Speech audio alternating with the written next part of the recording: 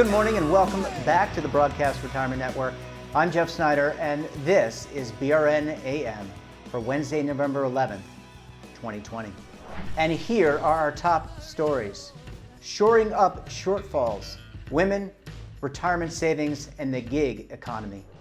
Well, joining me now to discuss this and more is Caroline Bruckner. She's Managing Director of the Kogod Tax Policy Center. Caroline, thanks so much for joining us on the program this morning.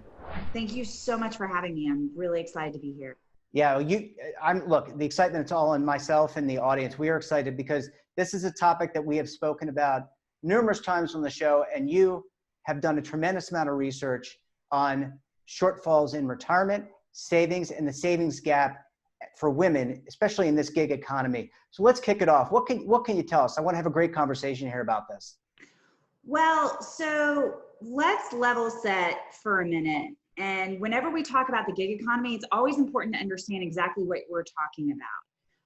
In recent years, there's been a tremendous amount of research done on gig economy workers, Uber drivers, Airbnb hosts, Etsy shop owners, folks that were buying and selling services online, coordinated by large platforms that would both connect service providers and sellers with customers and also process payment.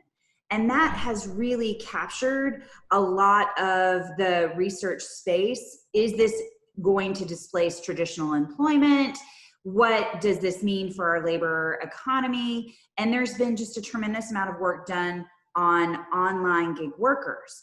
But people have always hired babysitters, caregivers, and workers through their existing neighborhood and offline networks and paid them, cash or under the table, what have you. And so when we started this project, we designed it to consider the retirement implications of gig workers, both those using existing platforms, as well as the larger and actually greater percentage of gig workers that do that work and connect with customers offline. So we are looking at this kind of occasional work that occurs. And this is separate and distinct from people that do independent contract work as their sole source of income. Because the data shows, and what we know is that the majority of folks that do gig work do it as a supplemental source of income, not their main source of income. Yeah, that's really important. And we've seen a transition, Caroline, where more and more people, I know you're going to get into some of the differences between length of time that men and women work and other aspects of that. But we have really seen it in this economy, given the pandemic, giving layoffs, people really, not just women, but many working multiple jobs. And it's not something that happened even pre-COVID, pre-pandemic. People were doing multiple jobs. They might be doing part-time work over here. They might be doing part-time work over there, starting their own business. So this is, I guess, not the exception. This is now becoming the rule.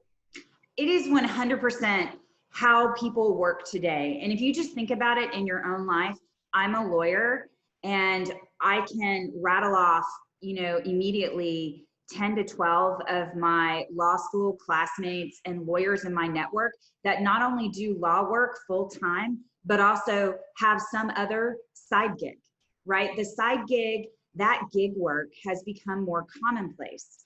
And what research has focused on is just the Uber drivers, the Etsy shop owners, the really high profile platforms that have coordinated this kind of work and brought it online without acknowledging that this work has become more commonplace and in fact, even more popular offline. And that happens, and we really saw a massive uptick from about 2000 until the present, because there has been a tremendous growth in the economy and wages have stagnated and people are doing additional jobs to supplement their income. And they're not just doing it using platforms, they're doing it offline. And the tax data bears that out. So when one of the things that I'm thinking about as a person who's been in the retirement space and handled, planning for large retirement plans is when you work multiple jobs, you effectively may be part-time work, right? So you may not have employee benefits, things like health benefits, or in what we're talking about in terms of the long term, you may not have retirement benefits like an employee sponsored retirement plan. You may only have access to a IRA or a bank account. So that is certainly true, and it's actually uniquely true for women. What we found in the tax data is that women are actually driving the growth of this occasional gig work, or using gig work as a supplemental source of income. And women are, the data is very clear, all the BLS labor data, women have always worked part-time and done more part-time work than men. And so it actually makes sense that women doing gig work would be doing it in greater numbers because of needs for flexibility or care in balancing caregiving responsibilities, what have you. But when you consider that in view of retirement financing options available to these kinds of workers, you see that women doing part-time work or women doing gig work aren't going to have the same access to traditional retirement plans from the firms that they work with. And they might not necessarily, particularly in the gig work space, be employees in any event. They're independent contractors.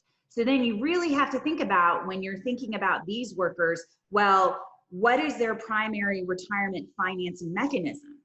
And that's through the tax code. That's your self-employment tax. And that's where things really get interesting. So we don't have these individuals do not have, they may or may not be, well, let me break it down. Let me ask you this. What does this mean in terms of Social Security? Because that is part of that three-legged stool. So I mentioned a little bit about retirement savings plans, IRAs, your bank account. But if you're an independent worker, a gig worker, so to speak, do you participate in Social Security, or can you miss out on Social Security? So this is really the heart of what our research shows and how it disproportionately impacts gig workers, because the way that these workers are forced to save for retirement is through payment of self-employment tax. Those payroll taxes that employees pay, the percentage that employees and then their employers match and pay into Social Security through payroll taxes. Well, a gig worker or independent contractor, someone who's not subject to employee withholding, is responsible for reporting all of their earnings that are not subject to withholding and paying the total 15.3% self-employment tax. And the reality is that because we have very loose information reporting rules, it actually exacerbates underreporting of these workers in many cases. And the data that we have on these gig workers in terms of how much they earn and how much they work, in many instances, they don't even realize that they're responsible for paying self-employment tax, and then they don't get a 1099, so they don't pay it. This is absolutely critical because this is, in fact, for many of these workers, the only source of retirement income financing that they're eligible for in periods when the only work they do is gig work. I want to get to, in a couple of minutes in our next segment, I want to get to maybe some ideas to shore it up. But Caroline, it sounds like there's some educational opportunities here. Look, we want people to be, I love the fact when people can be entrepreneurs and start their own businesses and do things that they like to do and kind of cross-pollinate. But it just sounds like, just based on your comment and what my understanding is, that there's an area here that really needs to be a group of people that needs to be educated on what you need to do from a tax perspective to make sure that you don't hurt yourself 20, 30 years down the road. 100%. There's an education piece that's really important. I actually did survey data on a population of experienced self-employed workers. I partnered with the National Association of Self-Employed back in 2016, did a survey of their members. And these are experienced small business, independent contractors. These are experienced taxpayers that didn't and weren't aware of what their tax-paying responsibilities were.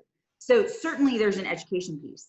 There is an even larger piece, however, which is looking at the information reporting rules and what we task payers to these kinds of workers to report to both the workers and the IRS. And those rules are absolutely out of sync and do not reflect properly income thresholds that trigger appropriate 1099 reporting for both the IRS and these workers. So even if you were to educate these people, the tax data shows that if they don't get a 1099, they don't even realize they have to report this income. Yeah, it sounds like there's a lot of work to be done on the tax code side and also as well the education front. Caroline, I want to go to a quick break. When we come back, we're going to talk about shoring up some of those shortfalls. You're going to want to stay tuned right here on BRN AM.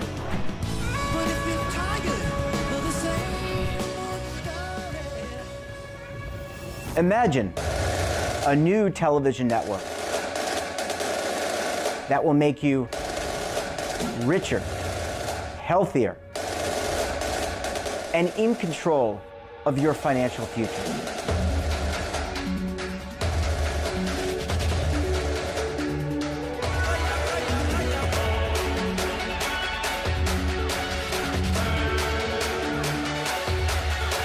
This network is for the policewoman in Nashville, Tennessee, the baker in Dubuque, Iowa, the teacher in Lexington, Kentucky. We want to make the idea of savings and retirement culturally relevant. But what do you see as a defining issue of the midterms, especially for the smaller businesses? I mean, they are the lifeblood of the American economy.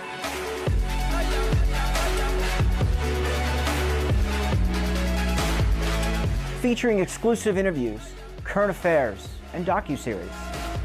33 years old, you retired early. The philosophy is money only matters if it helps you live a life that you love. But you got to start thinking about retirement as soon as you get in. The Broadcast Retirement Network will drive very high engagement with premium partnerships. So this isn't retirement and savings for your parents or grandparents. This is for all Americans. And we're going to change the way you think about money.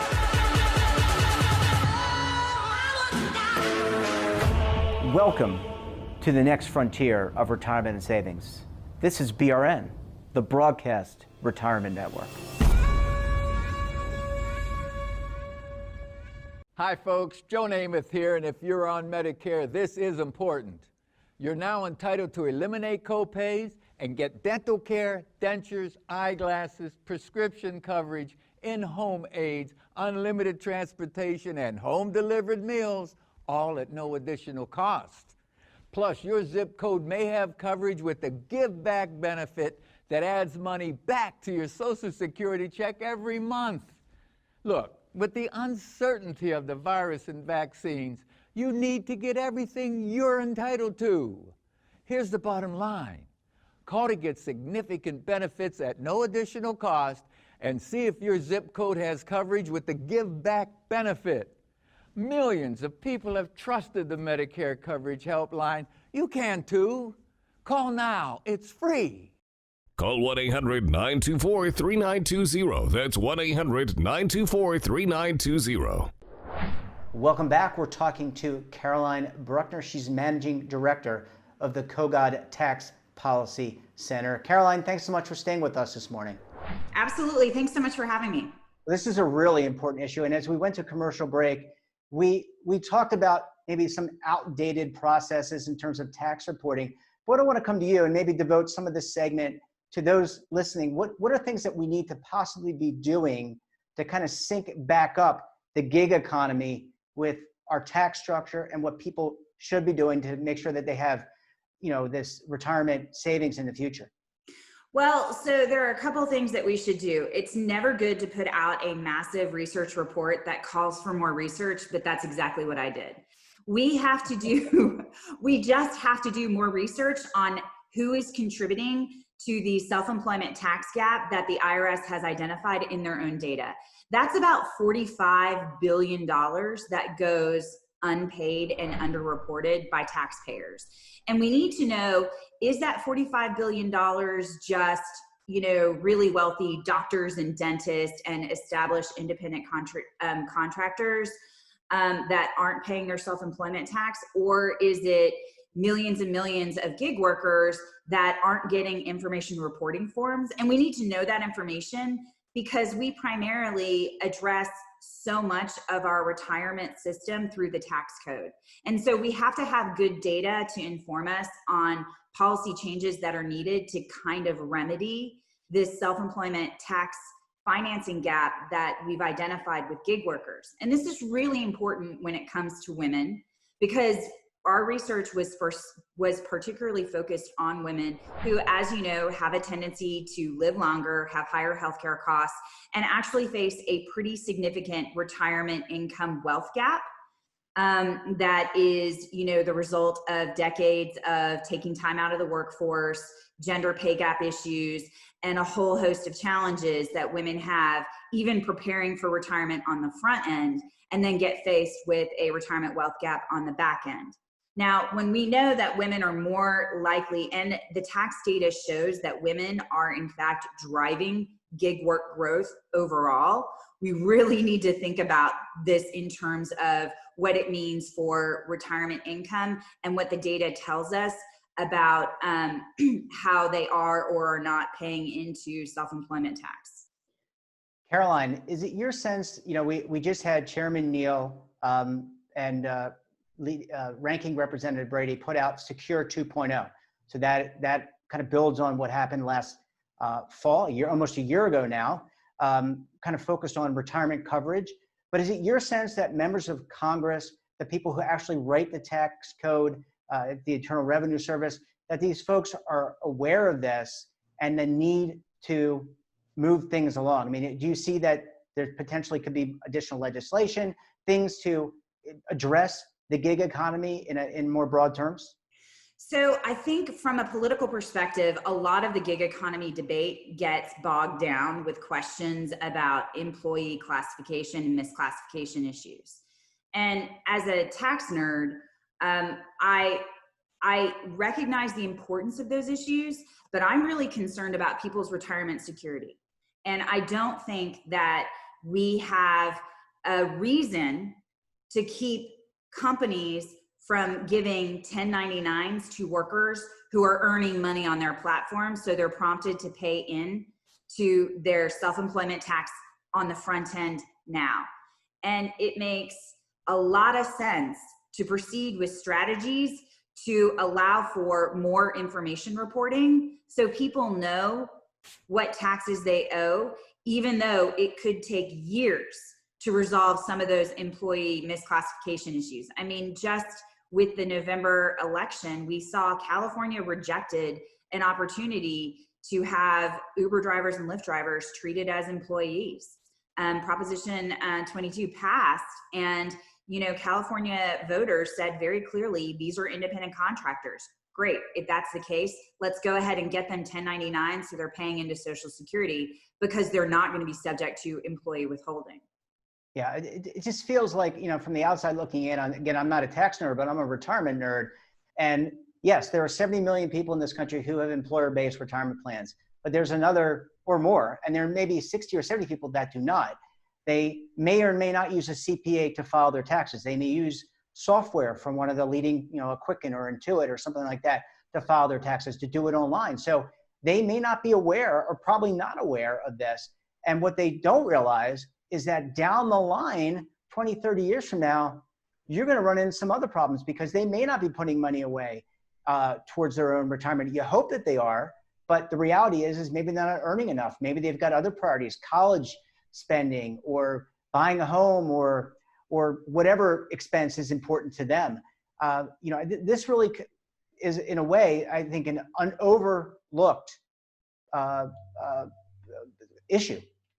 I think it is a massive issue, and what we see in the data, particularly, we were able to update our data real time to consider the impact of COVID and what that means. And what we saw, very interestingly, was that we had done a terrible job in tracking and reliably measuring this population of workers, so that when Congress in March authorized a new unemployment insurance program specifically for gig workers, they projected or estimated that 5 million workers would take advantage of that new unemployment insurance program. By the last week of August, more than 15 million people did. What that tells you is that the federal government does not have reliable data to really measure how many people are doing this kind of work and what it means for retirement security. And to remedy that, what you need to think about is how can we get more information reporting? Because you're right. Most people, when it comes time to pay taxes, they gather up all their tax forms, input it into a software, or go to a VITA site. I volunteer at a VITA site, and I talk to low-income taxpayers all the time about, these are their tax forms, and they come to pay their taxes in many instances because they want the earned income tax credit, right? Like, this is a really important source of income for them. And they're more than happy to pay taxes that they owe. But if they don't get a 1099, because the reality is they don't get a 1099 because in most instances, they tend to cycle in and out of doing gig work. They don't do it as a primary source of income and don't do it often enough to really track or remember how much income that they earn. So you're missing an opportunity to give them a 1099 to actually pay what little they can into the system when it comes tax time. Well, this is certainly, I think this is a huge, huge issue. It's a generational issue. There's going to be lots of people, we talk about having people save for retirement and be able to retire with dignity. If you don't know what you need to do, you can't do that theoretically. And therefore, this has to be a big initiative. Caroline, we're going to leave it there. Thanks so much for joining us on the program this morning. And we look forward to having you back again very soon. Thank you so much for having me. And that wraps up this episode of BRN AM. Have a topic of interest or someone you think we should talk to? Drop us a line. And don't forget, for all the news in retirement, markets, technology, personal finance, so much more, check out our daily newsletter, The Morning Pulse. So until tomorrow, I'm Jeff Snyder. Stay safe, keep on saving, and don't forget, roll with the changes.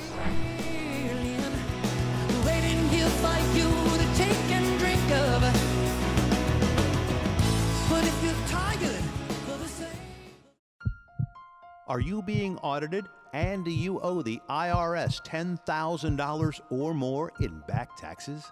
Is the IRS threatening to take more of your money? Don't fight the IRS alone. The Tax Doctor is here to help you negotiate your tax bill and reduce your stress. The IRS can freeze your assets and seize your bank accounts, but you can stop these IRS actions. The Tax Doctor will work with you using our years of experience to represent your case to help you get the best resolution under the IRS guidelines. Help is here to deal with the IRS to reduce your stress. We've handled thousands of cases, so we know what we're doing. If you owe $10,000 or more in back taxes, do not call the IRS alone. Call a Tax Doctor now for a tax emergency analysis. Call 800-224-6439.